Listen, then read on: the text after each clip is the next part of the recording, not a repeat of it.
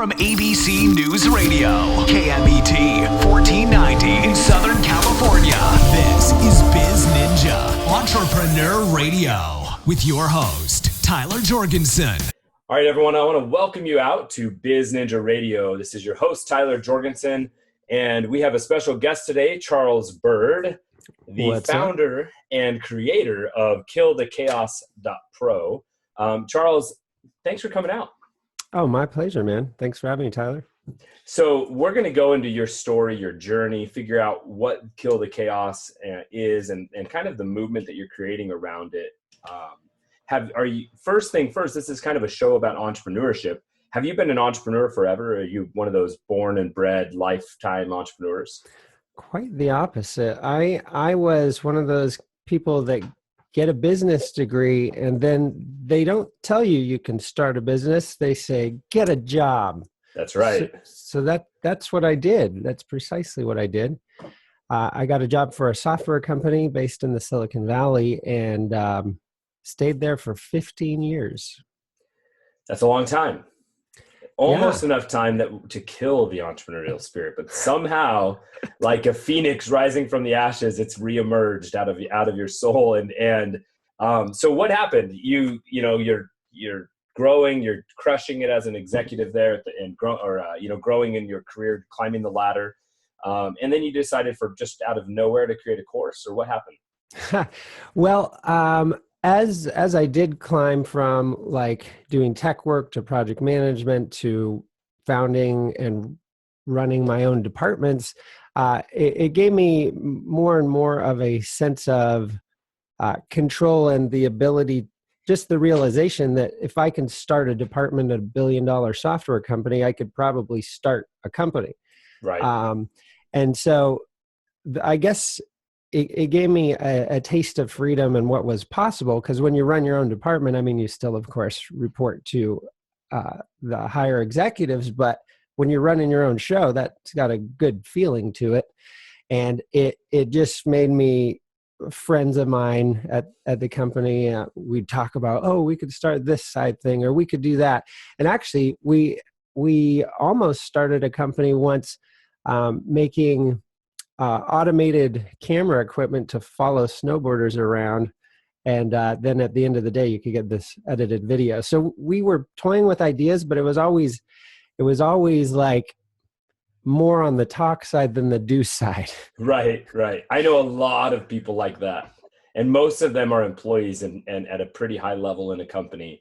And I think it's because you start having the experiences where you get to start tasting creation and a little bit of the spirit of entrepreneurship, but you're also laced with that massive amount of security of a corporate job and the benefits and the your total compensation and all of that stuff that's just really hard to replace as an entrepreneur.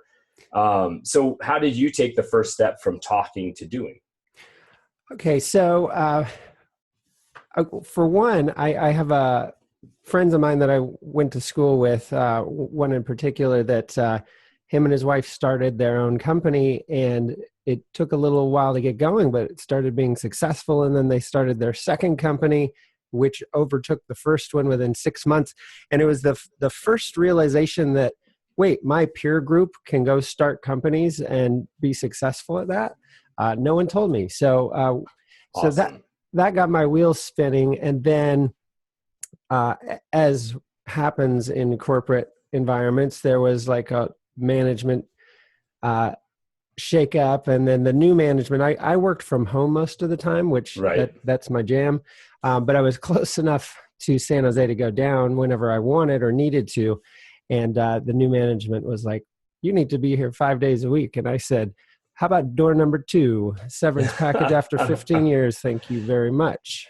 And so basically having that amount of funding, and I saved up some as well, it was basically, I didn't want to grow old with the regret of not trying. Sure. And so it was just getting myself down that path and then just committing to it and saying, you know what, I don't care if friends, family, I don't care who supports me. I'm doing this no matter what.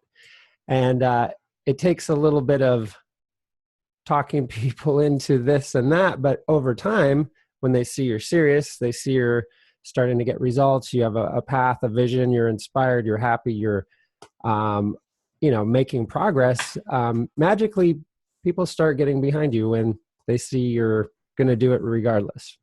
I think there's a lot of value in everything you just said. And so I want to unpack it a little bit. So the first part is, you did have the luck, and I don't really believe in the luck, but you did have a little bit of a safety net, which is great. It gave you a little bit more freedom to take that risk, right? You were going to be, you probably even gave yourself a timeline of how long you'll work on it before, maybe reaching back out. Yeah, it was basically, you have this certain amount of runway, and you better be bringing something in to keep stretching it. Otherwise you're going to run out. So There was a lot of discussions about runway. Yeah.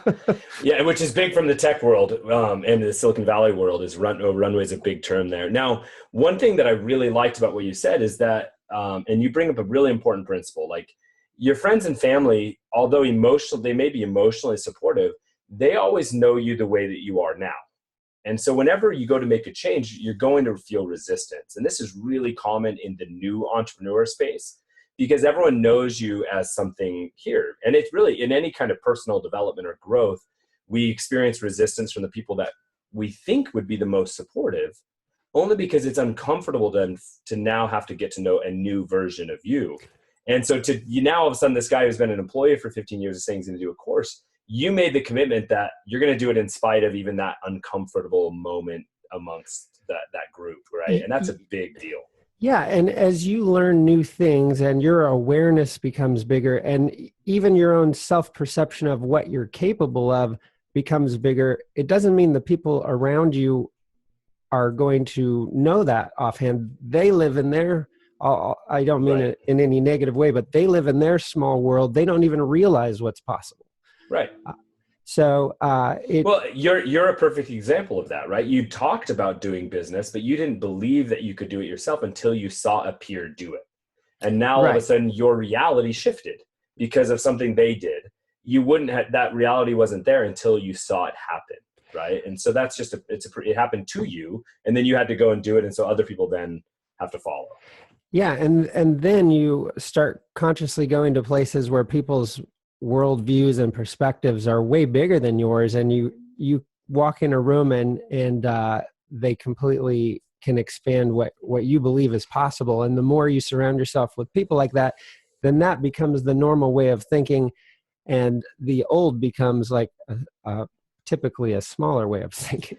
Yeah, hopefully we're going up. And I have been a massive believer in that, as having experienced a couple of times. So I mean, I remember the first time that I realized that that making like six figures a year was possible. And then I remember the first time understanding that 6 figures a month was possible. And then I remember the first time I met someone who was doing 7 figures a month. And every one of those times, the paradigm has shifted. And, as like a solopreneur type guy, like a small company, to understand that people that are running a lean, lifestyle-based business are still doing that. That's what's been amazing to me. Like sometimes we think the only way to do it is if we go big and get funding, hire tons of people. One thing I really want to touch on with you is, one, I want to hear more about your course, because I think that's really interesting how you did that. But since relationships and people have come up a bunch of times, how have you really focused on relationships as a core part of your business? Yeah, it initially wasn't intentional. For one, I reflected on what my skill sets were coming out of the corporate world, where, as managing international teams, choosing the solutions, creating the roadmaps, working with the project teams, rolling them out, creating the training, and creating all the launches of the solution. So for one, I focused on what I could create a product around, and then I started spending a lot of time building relationships. And initially, I've always been a people person, but I haven't always gone out of my way to build relationships. So it took a little bit of focused effort on it. But then it started to become second nature, just dashing off an email to someone or shooting someone a text or reaching out to people I'd never met, but they were in entrepreneur groups that I was on online, and pinging them to have a virtual coffee. All right. So you were talking about how like now you started getting more comfortable with reaching out to people, and Yes. I've never heard of virtual coffee before. I liked that term. Yeah, basically, like, there are different Facebook groups where entrepreneurs and marketers were spending time, and you can start kind of seeing who's in the group, who's active, who's posting videos, and who seems to be kind of moving and shaking, and then just shoot them a message, and I've never had one person turn me down for a meeting, no matter who they are. And so it's a really cool way to just trade ideas, talk about, you also get to hear what people's expertise areas are, and you can hear by asking what they're focusing on and working on. And as you start meeting more and more people, you can start introducing people. Oh, you need a copywriter? I know 3. I can give you an introduction. You need someone to do Facebook ads? I've got a great person who's a friend of mine who does that. So you can immediately just start helping people. And magically, when you help people, cool things happen as well. Yeah, absolutely. Tell me, so all this is happening, you're building this momentum. And one of the things that you mentioned is that you said you started to look at what your expertise was, started to think of what you could do to build a course. So let's kind of go big picture a little bit about what Kill the Chaos is, about what you've created. Give me a bullet point of that. And then tell me about how that is what you chose to do. Yeah. So for one, I have a tech background, a productivity background. I've always personally been into gadgets, technology, apps, like exploring just ways to be as personally productive as I could. That, of course, worked well in the corporate world too, running project management teams and office, things like that. So when I reflected back on what could I make an online course about, I listed out about 40 topics. Then I was like, hey, what are you really good at that you could do in your sleep? And that went down to about 12. And then in my case, I was like, what do I use every day that I absolutely depend on for a smooth functioning life? And it turned out it was Evernote, which I basically created a system around out of necessity, out of being in a corporate situation where I needed to come up with a presentation in half an hour, and I was managing a $5 million project, and I had all the info, but it wasn't at my fingertips. So I'm sitting in this square office looking at a monitor, just like stressing and full of anxiety and sweating bullets. And I'm like, I have to come up with a system. So I did, because before that, everyone had said how great Evernote was. You can run your life and business off it. So I downloaded. I'm like, you can make notes. Yeah. Yay. Awesome. I that's still where I am with it. Like I first heard about Evernote from Tim Ferriss. I started like taking pictures and like saving like business receipts. Mm-hmm. And then I was just like, this is, I don't know what's going on. And so like it kind of died off. So, but you built something that you found a way to utilize that and create improved productivity. And then you've now created a course around it so that to help other people kind of bridge that gap from what's out of the box and what's actually possible. Is that Absolutely. right? Absolutely. Because I describe it like this. You could have the best tool in the world. In this case, we're talking about Evernote. But if you don't have a workflow to apply it to your business and your life, you really have nothing. Instead of Evernote, you have Nevernote. Yeah. Hashtag Nevernote. That's funny. So basically, I've created a workflow to apply it in a very systematic and simple way to people's businesses and lives. And then I also teach, you could have the best workflows and the best tools, but if you don't have the habits in place to systematically collect info as it comes across your plate, and that little bell in your head goes off and goes, this is important, I might need this again. That's precisely when you capture it, so it is there when you need it. It's like the trifecta, the tools, workflows, and habits, the 3 legs of the milk stool. I like it. So I'm really good at tools. I'm mediocre at workflow, and I struggle with getting to the habit point. But I think it just comes down to if you have a good enough workflow and a good enough tool, and you commit to working it until it becomes a habit, right? Like a big part of it is just consistency until it becomes a part of you.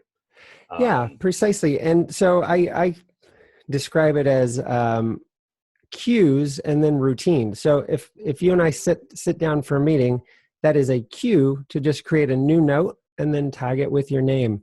And then if we were talking about a podcast, I would tag it with podcast. If we were talking about writing a book, I'd tag it with book. And then the cue is us meeting, and then the habit is make a new note, tag it. And if you do that every time, and 3 years from now, you and I are meeting, I can pull up notes from every one of our conversations and pick up right where we left off. Awesome. So I think there's a massive amount of potential with Evernote and with having the workflow and the tools that you've talked about. The course that you ended up creating, which people can get at KillTheChaos.pro, it teaches that exact those three legs of the stool, right? It sure does. And the cool thing is, it doesn't even take a lot of time to go through it. The promise of the course is spend 3 hours in the course. You will save 3 hours a week going forward. And that adds up to 144 hours a year, which is 18 working days. So wow. The ROI is ridiculous. And the cool thing is it's simple and sustainable. If it wasn't easy to use, I would have derailed a long time ago. Sure. So that's another benefit of it. But circling back on the relationship part, so right. I built this course, but I didn't have an audience. I didn't really have anyone to sell it to or share it with. And right. So I started building relationships with other people in the online education, internet marketing, blogger, podcaster space. And through building those relationships and sharing the content with different audiences, I book 2 to 6 webinars every week. And in the last 5 months through our marketing, we've reached over 500,000 people. In the last, what was the time span? 5 months. That's amazing. So you're averaging 100,000 people a month reach, and your ad spend has got to be $1 million, right? It's zero. So yeah, and I set that one up. So I knew that, but I think that's amazing because traffic is one of those things that as an entrepreneur and as someone who helps other entrepreneurs, everyone thinks traffic is their issue.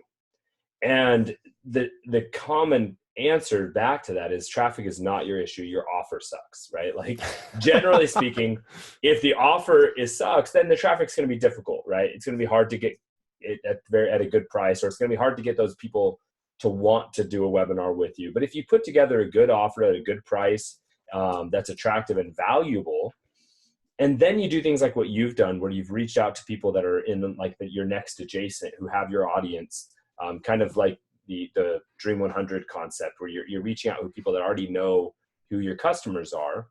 The traffic is there, and you've set up now. Technically, you do have some traffic costs, right? Because you're doing some joint venture. Yeah, there's a commission of 50%. But the cool thing is, I mean, I'm not paying any money to get. You're not front loading it. Yeah, I mean, there's no money out of my pocket at all. It's actually money into the partners and mine. And the cool thing is, especially with a message like this about productivity, and it's really a deeper message than productivity.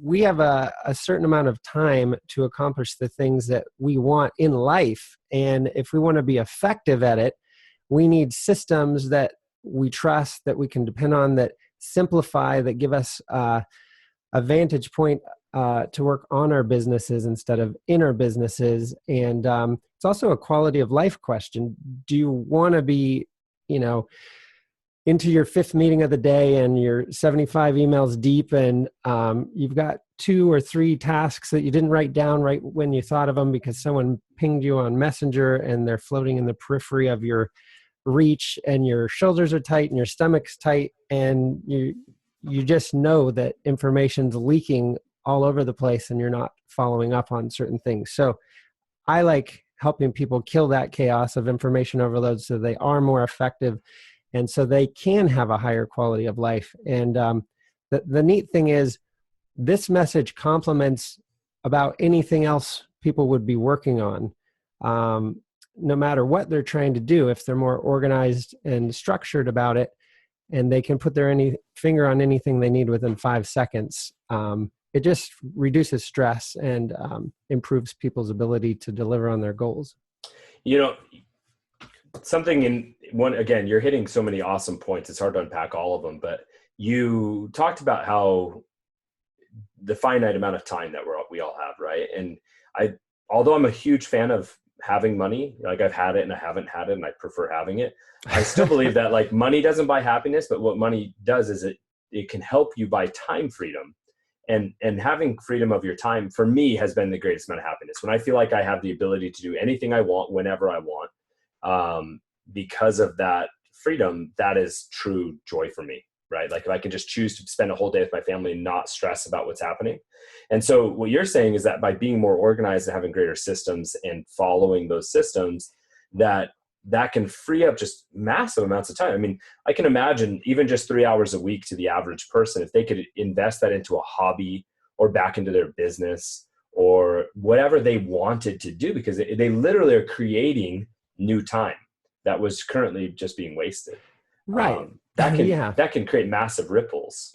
Yeah, because we want to create space for people to get that vantage point, to leave early and take their significant other out to dinner, to create a space station for procreation, the infiltration of a new sensation like meditation, the inebriation, the dedication of the productive nation. Need I mention this new dimension? I have your attention. Now here's your mission. Your mission is to be the most effective version of yourself that you can be. And one way you can do that is by capitalizing on the supercomputer that's in your pocket. Your iPhone is 120 million times more powerful than the computers that got them to the moon. So you might as well tap into that, start systematically capturing information so that it's right there when you need it. You can put your finger on it in 5 seconds, and you can walk around with everything wherever you go, syncing between all your devices. Like, why not? Yeah, I think you just sold me on it. So I don't even know how to handle that free flow rap thing you just did. I can't even touch on that. So I'm just going to have to make an audio clip of that and have fun with it. But that was amazing. So I do want to learn more about exactly what you do. However, I also want to keep this kind of broad strokes on how other people can apply. So if you're like me, listeners out here in the world of BizNinja Radio, please go to KillTheChaos.pro. You can also learn more about Charles at birdword.com. That's Bird with a Y, and learn more about him and dig deeper into all of these things that he's talking about. What I want from you right now is from the story of your entrepreneurial journey, what can somebody who is you minus 5, meaning you 5 years ago, what can they learn from what you've done to accelerate their journey to get their first thing going, whether it be a course or whatever their thing is? What's the general like entrepreneurial takeaway? What's the first step? Okay. The first step is to explore the concept of working for yourself, tapping into the knowledge and skills you may already have, and then basically committing to it. So I had this design made. It for those listening on the radio, it says it's a piece of wood and it's written on it, I can, I will, end of story. And I had this made and I keep it on this monitor I have, because every time I looked at it, I had no network. I went from phones ringing, running meetings internationally to just silence by myself. And it just felt weird, just crickets. Oh, yeah. And so then I started finding online groups. I'd heard of things called masterminds, but had no clue what that even was. But really, it's you start finding people who are doing what you want to be doing. Let's say you want to get into course creation, find the experts in that field. And one thing I figured out kind of early is you don't have to go figure everything out.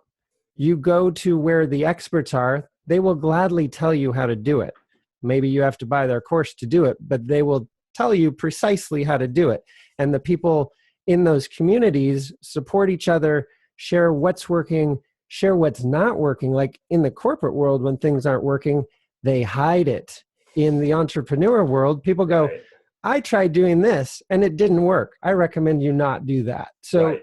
they're very forthcoming about what's working and what's not. And so you don't have to reinvent the wheel. You can go to where the experts are. And then there's a lot to learn, but chances are good you've got a strong skill set in different areas coming in. So things that you're strong on, hammer away at those. The things you're not, A, you can learn, B, you can hire it out. And it's very possible. You just get handed the recipes from pros, Right. and then just make it. So you took this idea of a productivity thing that you really built for you. You productized it into a course that other people could consume and get benefit and value out of. And you started selling, and you started doing that through joint ventures, reaching out to people, offering them a commission as a chance to to do a webinar to their audience, right? That's Now, right. And so that's a free training. And that's another thing that I think is very important.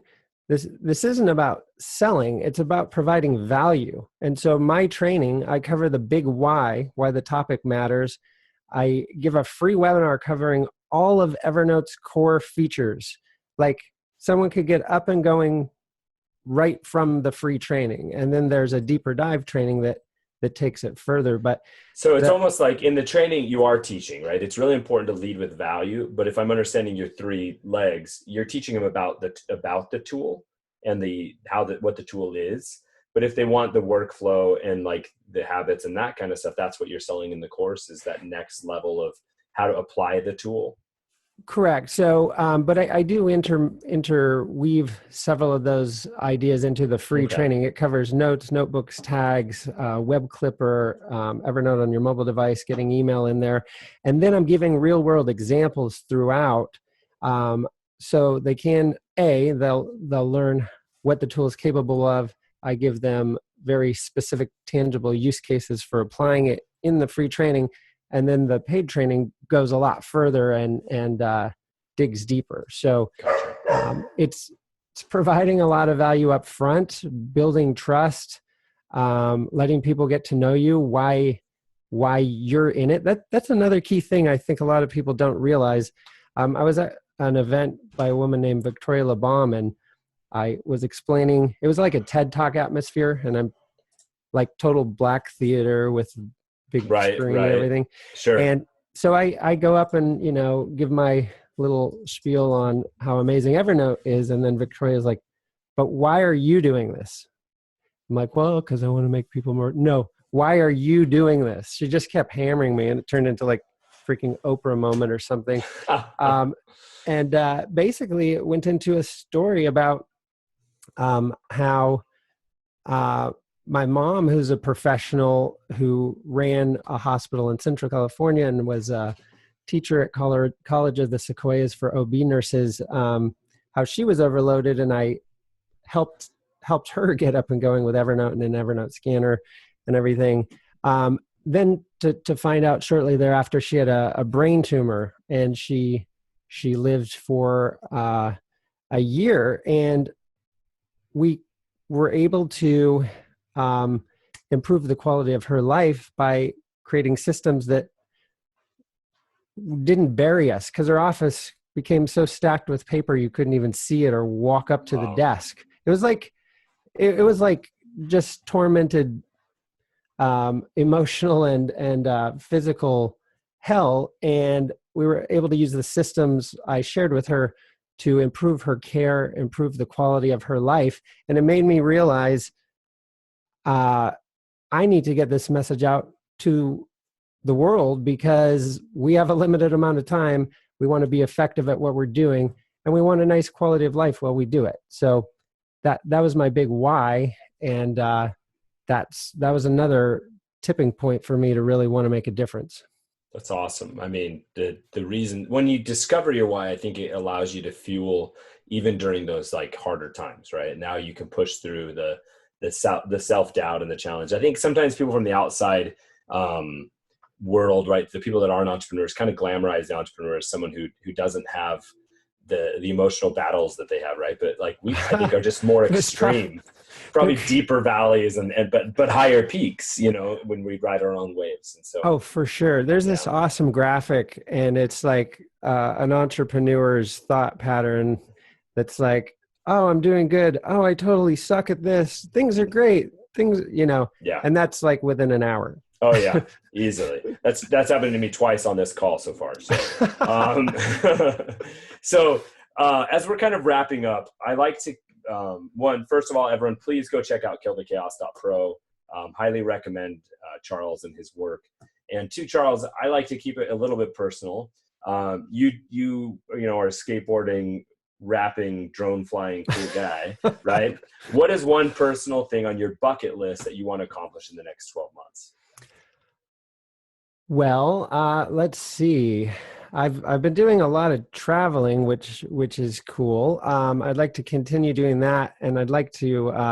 I've been flying my drone in many cities around my travels, and I want to turn that into some amazing footage, both for fun, but also to further spread the message that I have. And it gets back to the entrepreneurial side of things. I mean, I'm into the productivity side, but I'm super into the entrepreneur side, and I want to share with people what's possible and just show like you can design the type of life you want simply by choosing to, and then figuring it out with the help of experts.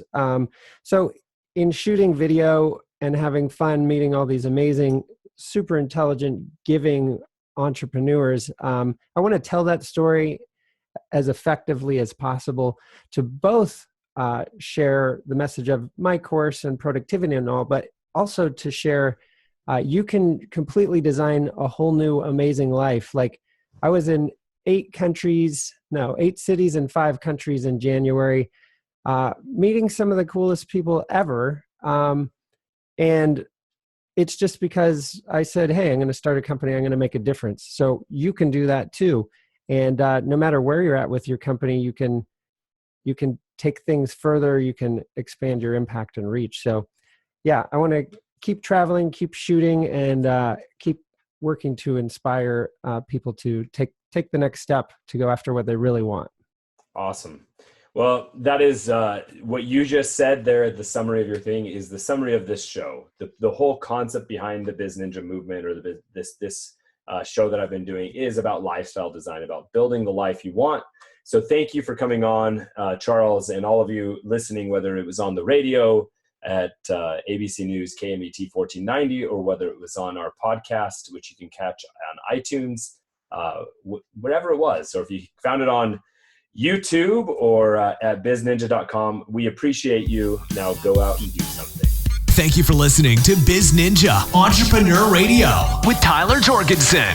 Please make sure to subscribe so you're first to hear new interviews and episodes. If you found this podcast to be valuable, please share it with a friend. Don't forget to visit our online dojo at BizNinja.com to claim your reward for listening to the show.